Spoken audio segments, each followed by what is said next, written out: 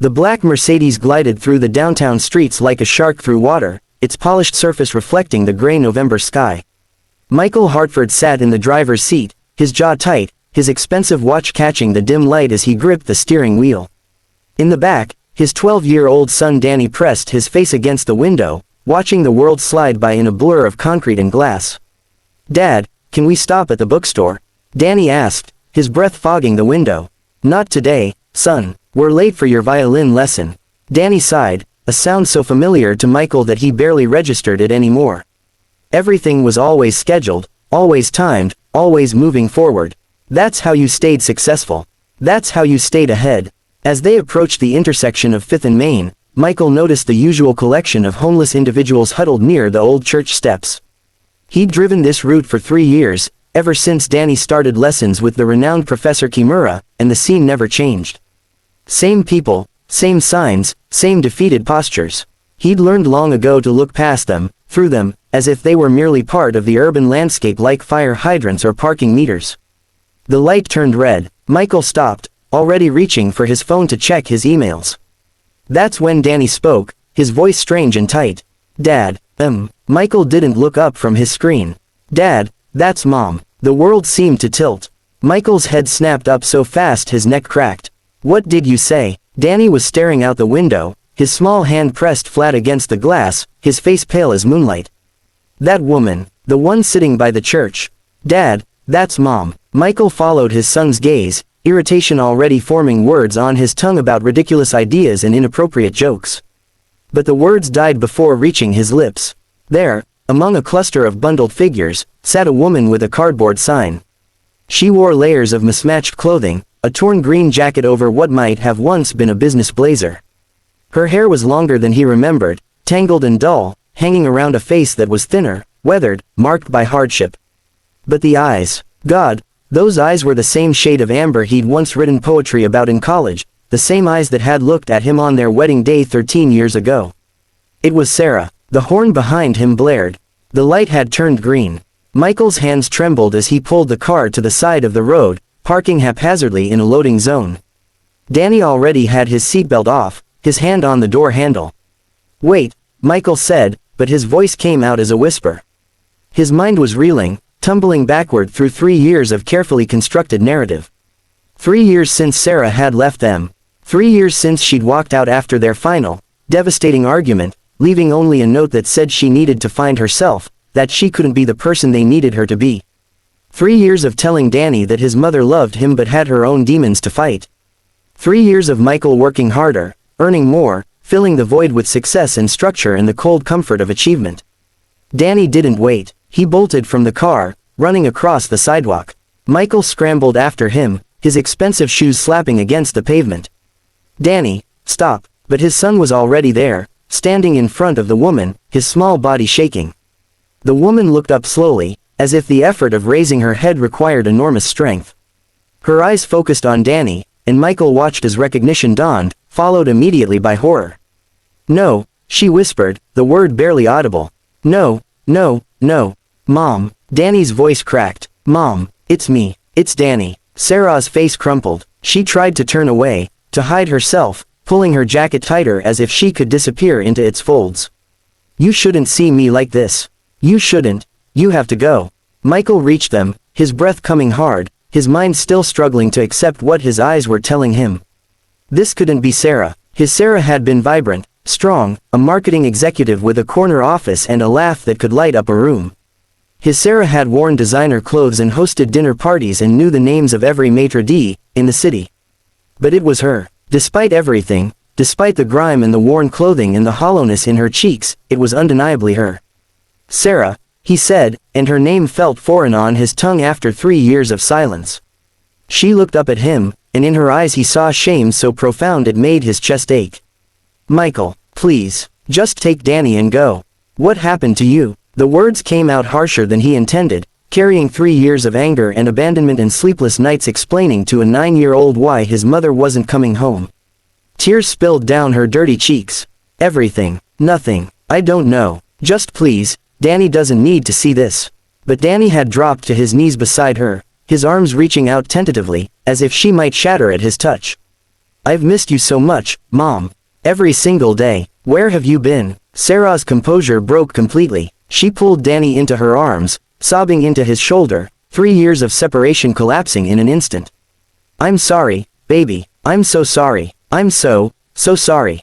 Michael stood frozen, watching his son embrace the woman who had abandoned them, watching 3 years of careful emotional walls crumble around him.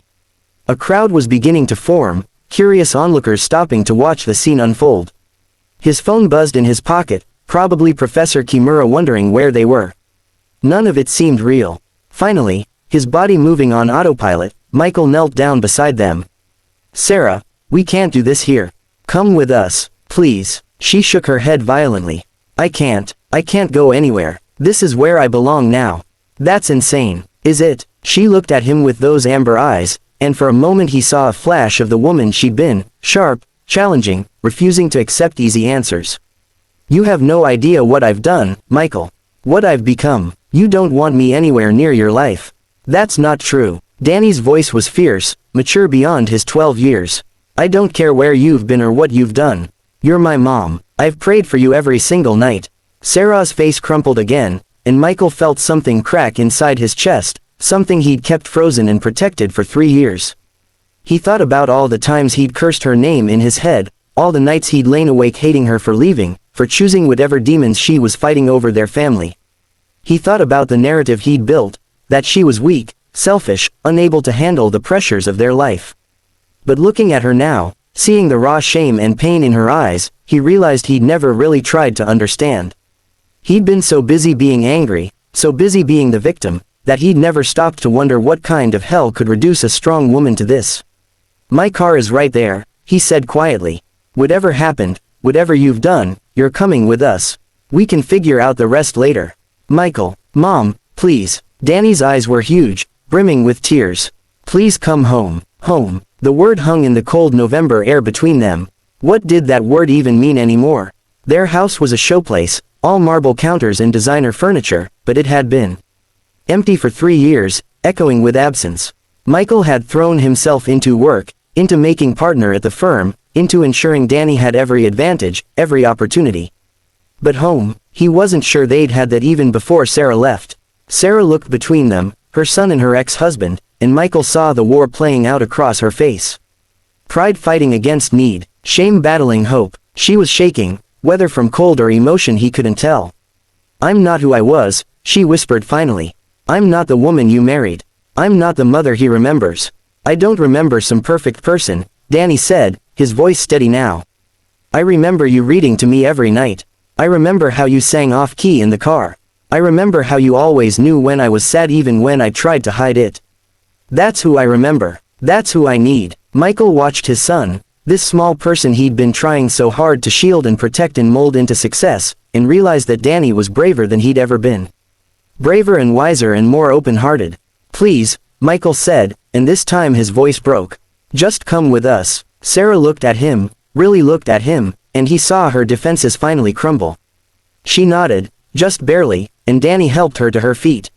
She swayed slightly, and Michael caught her elbow. She flinched at his touch, but didn't pull away. They walked to the car together, this broken family, and Michael was aware of every eye on them, every whispered comment. He didn't care. For once in his carefully managed life, he didn't care what anyone thought. In the car, Sarah sat in the back next to Danny, who held her hand like a lifeline. Michael drove in silence, his mind racing. He should call Professor Kimura, cancel the lesson.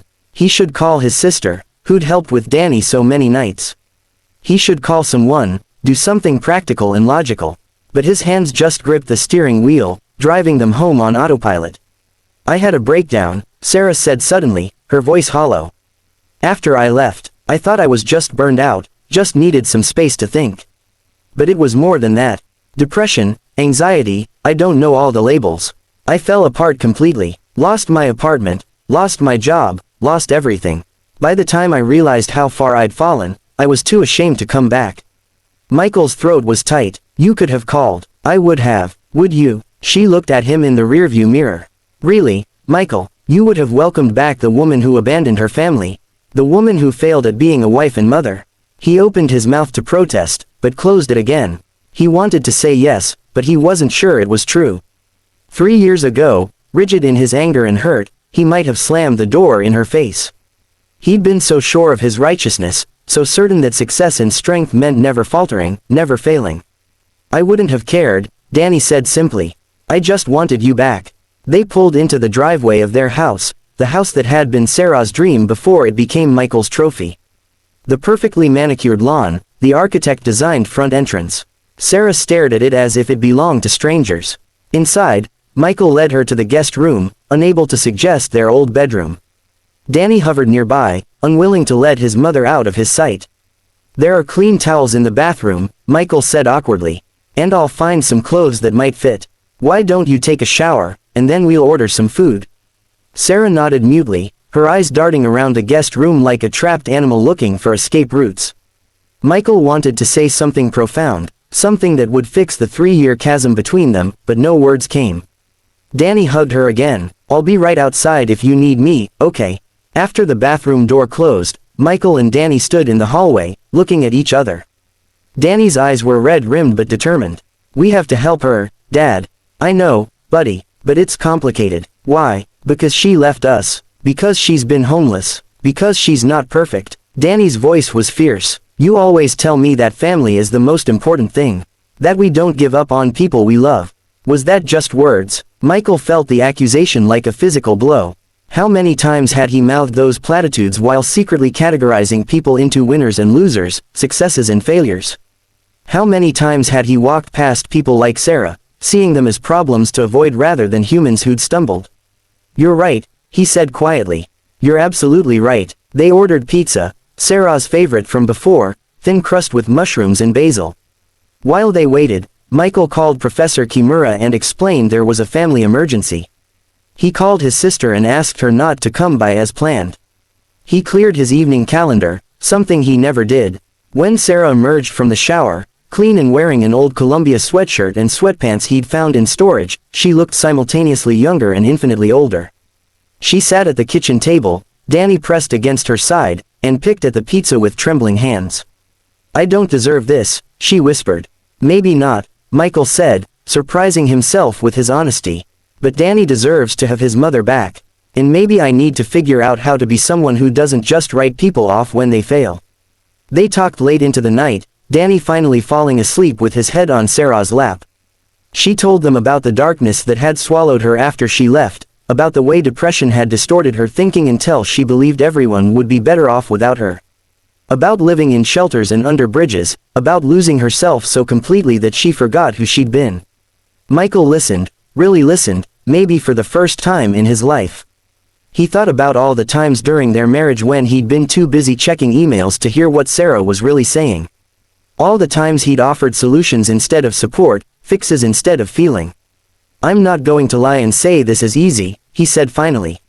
"I'm still angry. I'm still hurt. Danny cried himself to sleep for 6 months after you left." Sarah's face crumpled. "I know. I'm so sorry. But," Michael continued, "I'm beginning to understand that life is messier than I wanted to believe. That sometimes people fall apart not because they're weak, but because they're human. And maybe family means showing up even when it's complicated and uncomfortable and doesn't fit into a neat schedule." Danny stirred, mumbling in his sleep. Sarah stroked his hair with infinite tenderness. "I'll need help," she said quietly. "Therapy, probably medication, definitely time. I can't just snap back to who I was." "Good," Michael said, "because maybe who you were, who we all were, wasn't as healthy as I thought. Maybe we all need to become different people." It wasn't a fairy tale ending. The next weeks were hard, filled with difficult conversations and setbacks and moments when Michael wanted to retreat into his old certainties. Sarah started therapy and began the slow work of rebuilding her life. She got a part-time job at a bookstore, nothing like her old career, but something. She and Michael went to counseling, not to resurrect their marriage, that ship had sailed, but to learn how to be parents together, to heal enough to move forward. Danny thrived in ways Michael hadn't expected. Having his mother back, even a changed and healing version of her, lifted a weight Michael hadn't realized his son was carrying. And watching Danny's unconditional love and forgiveness taught Michael more about strength than any business success ever had. 6 months later, Michael drove past the church where they'd found Sarah. The same people were there, huddled against the cold. This time, he didn't look through them. He saw them, really saw them, as Sarah could have been, as any of them could be with the wrong combination of circumstances and pain. He pulled over and opened his wallet, but instead of just handing out cash, he got out of the car. He asked names, listened to stories, looked people in the eyes. It made him late for his meeting. He didn't care. That evening, over dinner with Danny and Sarah in their separate apartments, they'd decided co-parenting from different homes worked best. He told them about stopping. "I've been thinking," Sarah said slowly, "about starting a nonprofit, something to help people like me, people who fall through the cracks. People who need more than a meal, they need to know someone sees them as human." "I think that's a great idea," Michael said. "And he meant it." Danny grinned, looking between his parents. "See, I told you we were still a family. Just a different kind." He was right. They were different now, all of them.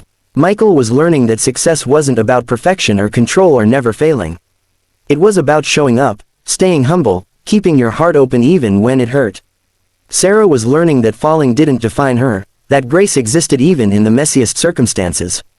And Danny, wise beyond his years, was learning that love didn't require perfection, it required presence. The story could have ended that day at the church, with Michael driving past like he had 100 times before, never knowing his ex-wife sat among the forgotten. But his son had looked back. His son had seen, and in that moment of recognition and courage, Danny had given them all a chance at redemption. Because sometimes being rich isn't about money at all. Sometimes the greatest wealth is in second chances, in the courage to see people we'd rather ignore, in the grace to forgive what seems unforgivable. Michael had learned that the hard way, on a gray November day when his carefully constructed world cracked open to reveal the truth, that we're all just one tragedy away from that sidewalk, all desperately in need of someone who will stop, look back, and choose to see us as fully human. And that is the only richness that really matters.